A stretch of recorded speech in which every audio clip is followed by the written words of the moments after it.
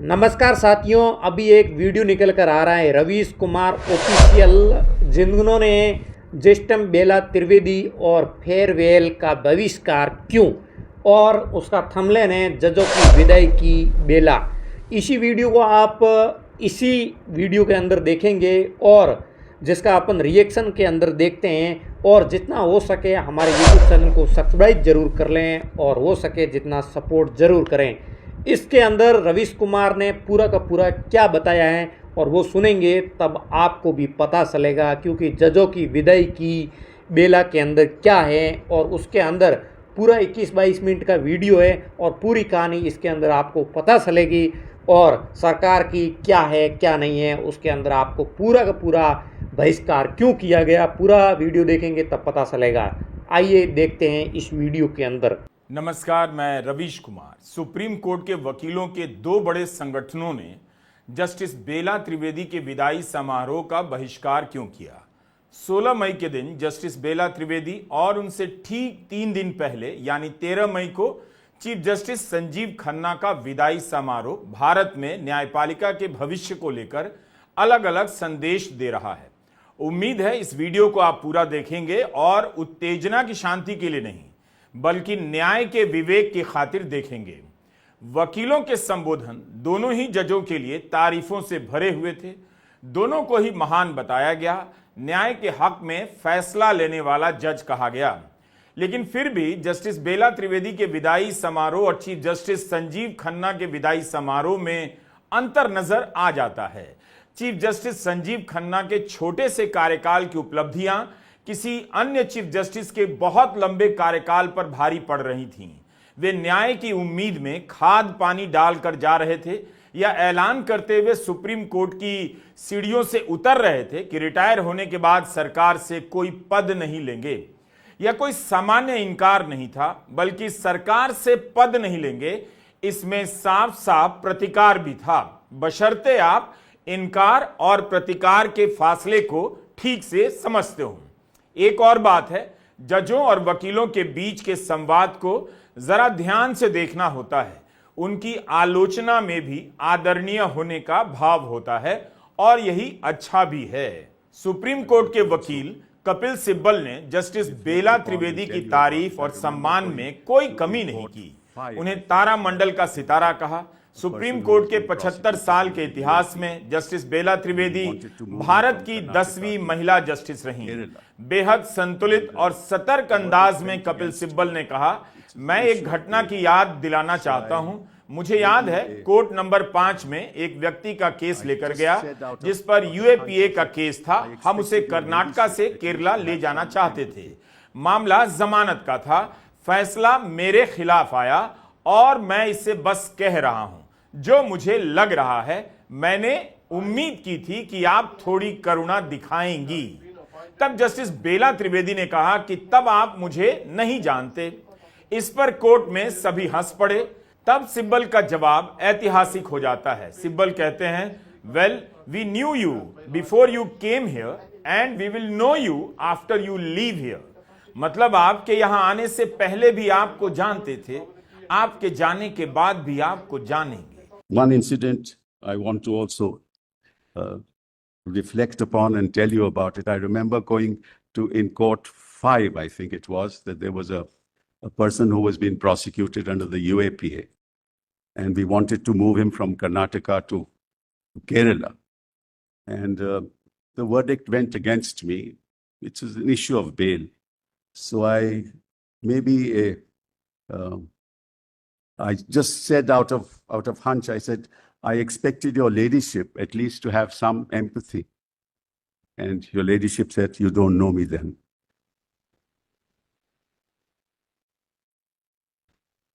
Well, we knew you before you came here.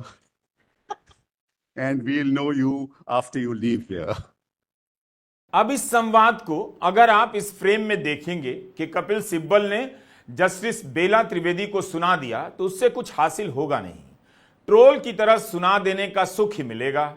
लेकिन कपिल सिब्बल ने उस भाव से कहा ही नहीं और उनके मन में जो बात थी उसे कह भी दिया, जिसका जस्टिस बेला त्रिवेदी ने बुरा भी नहीं माना। अदालतों के संवाद में यही सलीका बेस्ट भी है कहते समय भी मान रखा जाए, सुनते समय भी मान रखा जाए और कहने से खुद को रोका भी ना जाए और कहने वाले का हौसला भी बढ़ा दिया जाए। इस खूबसूरती को अगर आपने नोट नहीं किया तो लोकतंत्र में संवाद के अलग अलग स्वरूपों को आत्मसात नहीं कर पाएंगे, वरना इस बात पर जस्टिस बेला त्रिवेदी मुस्कुराती नहीं।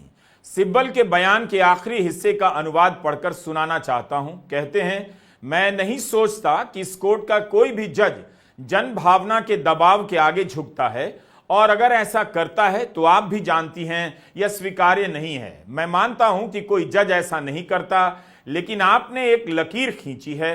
मैं नहीं मानता कि मेरे साथी वकील सही हैं कि आप आगे बढ़कर राहत नहीं देती रहीं। आप राहत देती हैं, लेकिन आप न्याय के आधार पर राहत देती हैं। हमारे लिए यही बड़ी बात है। अब यह आपके ऊपर है कि इन पंक्तियों को कैसे समझते हैं। जस्टिस बेला त्रिवेदी की तारीफ भी खूब हुई। सॉलिसिटर जनरल तुषार मेहता ने कहा कि आपने कभी जन भावना के दबाव के आधार पर राहत देने का प्रयास नहीं किया, इसके लिए साहस की जरूरत होती है। सॉलिसिटर जनरल ने कहा कि जस्टिस बेला त्रिवेदी के कोर्ट में हम कई केस हारे भी। देखना चाहिए कि उनके कोर्ट में मोदी सरकार किस तरह के केस हारी है। जब इतनी बात हो रही है तो इसकी सूची भी बननी चाहिए, मैंने नहीं बनाई है, और सॉलिसिटर जनरल ही इस काम में मदद कर सकते हैं। उन्होंने कहा कि हर कोर्ट में कुछ लोगों को लगता है उनकी बात ही अंतिम बात है, लेकिन आपकी अदालत में हमेशा कानून की बात अंतिम बात हुआ करती थी। क्यों बार बार कहा जाता रहा कि जस्टिस बेला त्रिवेदी जन दबाव, जन भावना के आगे नहीं झुकी? इसका प्रमाण देने की जरूरत, बार बार कहने की जरूरत क्यों महसूस हो रही थी? या वाकई उनके कोर्ट की यही एकमात्र और नहीं तो बड़ी पहचान थी? मीडिया रिपोर्ट में हमने तो यही पढ़ा कि वकीलों का संगठन अपने अपने मामलों में राहत न मिलने से नाराज था। जस्टिस बेला त्रिवेदी के बारे में वकीलों ने कहा कि वे कभी जन भावना के दबाव के सामने नहीं झुकी। इस पर पत्रकार सौरभ दास की एक टिप्पणी को आपके सामने रखना चाहता हूं, आराम से इस पर सोचिएगा। सौरभ दास ने लिखा है, किसी की व्यक्तिगत स्वतंत्रता की रक्षा करना कार्यपालिका से आगे बढ़कर कार्यपालिका जैसा नहीं होना होता है और राजनीतिक रूप से पक्षपाती होना नहीं होता। सुचारू रूप से संचालित लोकतंत्र में ये ऐसी बातें हैं जिनके सामने हर जज को झुकना ही चाहिए। उम्मीद है आप सौरभ की इन पंक्तियों के मर्म को ठीक से समझेंगे। क्या उमर खालिद की जमानत याचिका जस्टिस बेला त्रिवेदी के कार्यकाल पर भारी पड़ रही है? अपने विदाई समारोह में जस्टिस बेला त्रिवेदी ने कहा, सुप्रीम कोर्ट में अलग अलग बैकग्राउंड, विचारधारा और सामाजिक स्तर के लोग आते हैं तो कई तरह की आवाजों का प्रतिनिधित्व करते हैं, जो लोकतांत्रिक बहुलतावाद और न्यायिक स्वतंत्रता की पहचान है। लेकिन इससे प्रक्रियाओं में अनिश्चितता भी आती है और लीगल डॉक्ट्रिन में भी। जस्टिस बेला त्रिवेदी भी अपनी अलग विचारधारा को रेखांकित कर रही हैं या नहीं कर रही हैं, उसे न्यायिक स्वतंत्रता की पहचान के लिए जरूरी बता रही हैं। उनकी इस बात पर विद्वानों को बहस करनी चाहिए कि बहुलता नहीं होने से, अलग अलग विचारधारा के लोगों के नहीं होने से न्यायिक प्रक्रियाओं और फैसले में क्या अनिश्चितता आती है।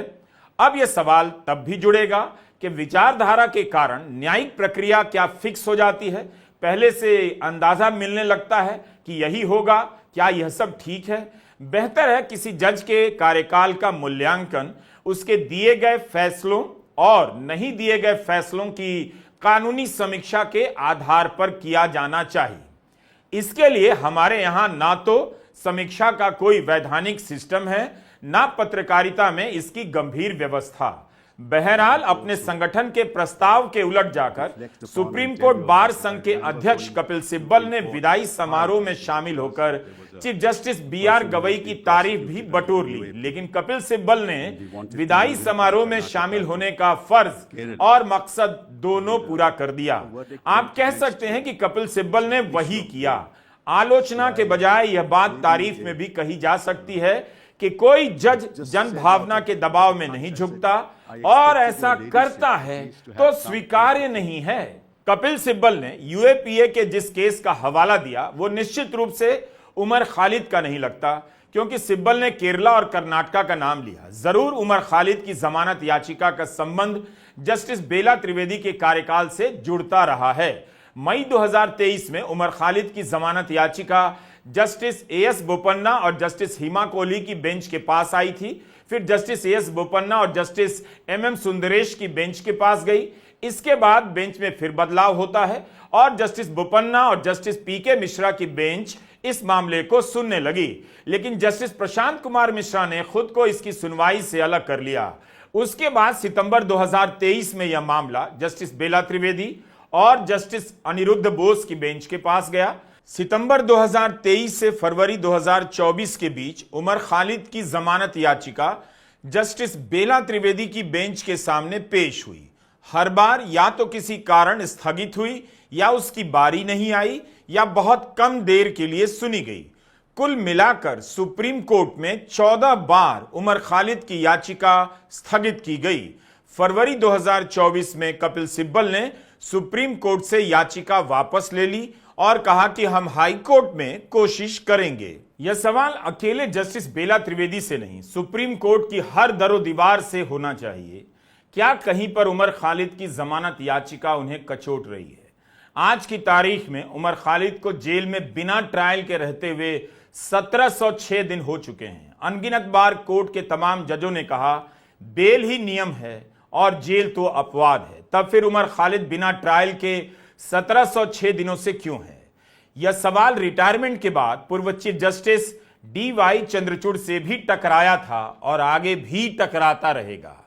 A to Z को जमानत मिली, यह एक पर्याप्त जवाब नहीं था। A से Z के बीच कई और अक्षर आते हैं। U से उमर खालिद को जमानत नहीं मिली और G से गुलफिशा को जमानत नहीं मिली। उमर ही नहीं, दिल्ली दंगों के मामले में शर्जिल इमाम से लेकर गुलफिशा फातिमा, शिफाउर रहमान, मीरान हैदर, खालिद सैफी जेल में बंद हैं। 5 साल से गुलफिशा सुनवाई की तारीख के भंवर में कैद हैं। आज तक उनकी ट्रायल शुरू नहीं हुई। 3 साल से बेल की याचिका कोर्ट में लटकी हुई है। उमर खालिद का केस जस्टिस बेला त्रिवेदी के कोर्ट में कैसे पहुंचा, इसे लेकर मीडिया में 2 प्रकार के वर्जन मिलते हैं। हम दोनों की पुष्टि नहीं कर सकते, लेकिन बताना जरूर चाहते हैं। दिसंबर 2023 में सौरभ दास ने आर्टिकल 14 की रिपोर्ट में लिखा है कि जस्टिस बोपन्ना ने यह नहीं कहा था कि मामले को दूसरी बेंच को दे दिया जाए। जस्टिस मिश्रा के चले जाने के बाद उन्होंने यह कहा था कि दूसरा जज दे दीजिए, पर बेंच ही बदल गई। लेकिन हिंदुस्तान टाइम्स के अब्राहम थॉमस की रिपोर्ट में ठीक उलट जानकारी मिलती है। जब उमर के वकीलों ने बेंच बदले जाने का विरोध किया तो चीफ जस्टिस DY चंद्रचूड़ की ओर से सफाई आई कि स्वास्थ्य संबंधी कारणों से जस्टिस AS बोपन्ना कई महीनों तक काम से दूर रहे, इसलिए उनके दफ्तर ने मांग की कि यह केस उनसे वापस ले लिया जाए। सुप्रीम कोर्ट बार संघ और supreme court advocates on record संघ ने जस्टिस बेला त्रिवेदी को अपनी तरफ से फेयरवेल देने से इनकार कर दिया। बार काउंसिल ऑफ इंडिया ने इन फैसलों की आलोचना की है। चीफ जस्टिस BR गवई ने भी सार्वजनिक रूप से नाराजगी जाहिर की। उन्होंने कहा कि एसोसिएशन ने जो स्टैंड लिया, मैं उसकी निंदा करना चाहता हूं। मुझे काफी तकलीफ हुई है। ऐसे मौके पर एसोसिएशन को इस तरह का कदम नहीं उठाना चाहिए था जो किसी एक को टारगेट करता हो, भाव था उनका कहने का। चीफ जस्टिस गवई ने कहा कि जस्टिस बेला त्रिवेदी हमेशा निष्पक्ष रही हैं, काफी मेहनत करती हैं, उनकी ईमानदारी पर कोई शक नहीं कर सकता। हम अपनी बात कर रहे हैं, कोर्ट कवर नहीं करते, लेकिन कोर्ट कवर करने वालों ने जो लिखा है उसी से आपको बता रहे हैं, जिससे पता चले कि क्यों वकीलों के संगठनों ने जस्टिस बेला त्रिवेदी के विदाई समारोह का बहिष्कार किया। कई कारण बताए गए, कुछ मुख्य हैं। फर्जी दस्तावेजों के आधार पर याचिका दायर करने के मामले में जस्टिस बेला त्रिवेदी ने CBI जांच के आदेश दिए। एक एडवोकेट ऑन रिकॉर्ड को 1 महीने के लिए सस्पेंड कर दिया, जबकि दूसरे कोर्ट ने ऐसा नहीं किया, वहां प्रैक्टिस करते रहे। एक केस में पेश हो रहे सभी वकीलों के नाम रिकॉर्ड पर लेने से इनकार कर दिया। जाहिर है हर केस का डिटेल अलग अलग होगा, हम तो केवल बुलेट पॉइंट्स यानी संक्षेप में बता रहे हैं। तो इस वजह से वकीलों में नाराजगी थी कि जस्टिस बेला त्रिवेदी उन्हें राहत नहीं देती हैं। मार्च 2025 में पुदुचेरी के ओरोविल मामले में नेशनल ग्रीन ट्रिब्यूनल के फैसले को जस्टिस बेला त्रिवेदी और जस्टिस PB वराले की बेंच ने पलट दिया और कहा कि पर्यावरण के संरक्षण के साथ साथ विकास भी जरूरी है, दोनों के बीच संतुलन होना चाहिए। अब इस बात पर अलग से बहस हो सकती है, होनी भी चाहिए कि यह केवल अदालत की नहीं, सरकार के भीतर की सोच का भी सवाल है। अगर इस लाइन पर पर्यावरण को सुरक्षा नहीं मिली, बैलेंस करने के नाम पर सरकारें कोर्ट की इन बातों का सहारा लेकर बेलगाम हो जाएंगी, जंगलों को साफ कर देंगी कि विकास जरूरी है। जस्टिस बेला त्रिवेदी ने 31 अगस्त 2021 को सुप्रीम कोर्ट में जज का पदभार संभाला। एक उदाहरण छत्तीसगढ़ शराब घोटाले को लेकर मीडिया में मिला। हिंदुस्तान टाइम्स ने इसे लेकर लिखा है कि कथित शराब घोटाले संबंधित आरोपियों को दूसरी बेंच से राहत मिली, मगर जस्टिस बेला त्रिवेदी के कोर्ट से राहत नहीं मिली। जस्टिस बेला त्रिवेदी का तर्क था कि मनी लॉन्ड्रिंग के कानून को 3 जजों की बेंच ने वैध माना है।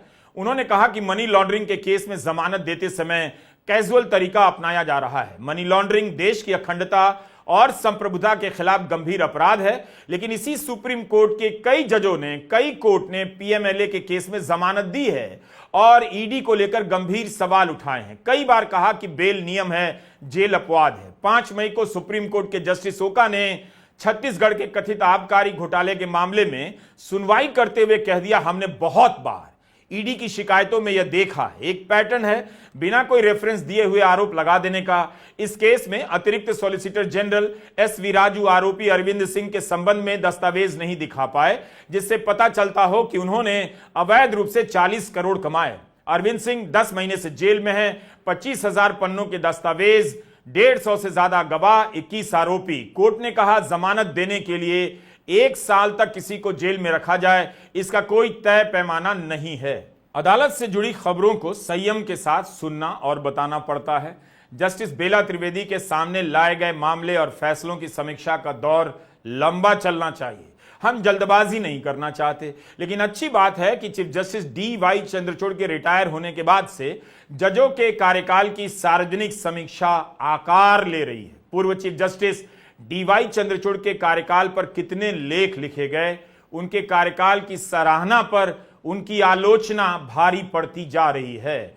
फ्रंटलाइन में सोनी मिश्रा और सौरभ दास, इंडियन एक्सप्रेस में पूर्व हाईकोर्ट जज रेखा शर्मा, वकील प्रशांत भूषण, द हिंदू में कृष्णदास राजगोपाल, कितनी जगहों पर चीफ जस्टिस संजीव खन्ना के कार्यकाल की सराहना छपी है। उनका कार्यकाल 6 महीने का था, लेकिन कई लेखों में इस बात को रेखांकित किया गया है, चीफ जस्टिस संजीव खन्ना के कार्यकाल में सुप्रीम कोर्ट के प्रति लोगों का विश्वास पहले से बेहतर हुआ और बढ़ा है। द हिंदू अखबार में कानून के मामलों को कवर करने वाले कृष्णदास राजगोपाल ने जस्टिस संजीव खन्ना पर एक लेख लिखा है। लिखते हैं कि संजीव खन्ना के आने से पहले सुप्रीम कोर्ट के चीफ जस्टिस हर रोज अखबारों में दिखाई देते थे। वे शानदार भाषण देते थे, कैमरा पर क्रिसमस कैरल गाते थे और उनके कार्यकाल के दौरान फिल्म जगत के लोगों को अदालत आने का न्योता मिला। दूसरे देशों के जज आकर सुप्रीम कोर्ट की कार्रवाई देखा करते थे। भारत का supreme court justice D.Y.. Chandrachud के कार्यकाल में ग्लोबल लगने लगा। राजगोपाल आगे लिखते हैं कि यह सब 11 नवंबर 2024 को बदल गया, जब जस्टिस खन्ना ने चीफ जस्टिस के रूप में शपथ ग्रहण ली। उन्होंने शपथ ली, ऑर्डर पर दस्तखत किए, हाथ जोड़कर ऑडियंस का नमन किया और हल्का सा मुस्कुराकर अपनी सीट पर बैठ गए। उसी दिन 11 बजे कोर्ट वापस काम पर लग गया। राजगोपाल लिखते हैं कि कोर्ट रूम में शालीनता आ गई, सादगी आ गई। जस्टिस खन्ना बहुत कम बोलते थे। कभी कभी अगर किसी वकील से मतभेद होता तो नो नो कहते थे। उनकी शपथ की शाम के दिन कृष्णदास राजगोपाल ने चीफ जस्टिस खन्ना का इंटरव्यू लेने की कोशिश की, मगर उसकी जगह सुप्रीम कोर्ट से एक आधिकारिक बयान जारी हुआ, यानी सबके लिए। इस पर चीफ जस्टिस का नाम नहीं था, केवल यह लिखा था कि न्यायपालिका नागरिकों के अधिकार और विवादों के निपटारे के प्रति प्रतिबद्ध है और जिम्मेदार है। राजगोपाल लिखते हैं कि chief justice Sanjeev Khanna court से अलग अपनी आवाज नहीं सुनाना चाहते थे।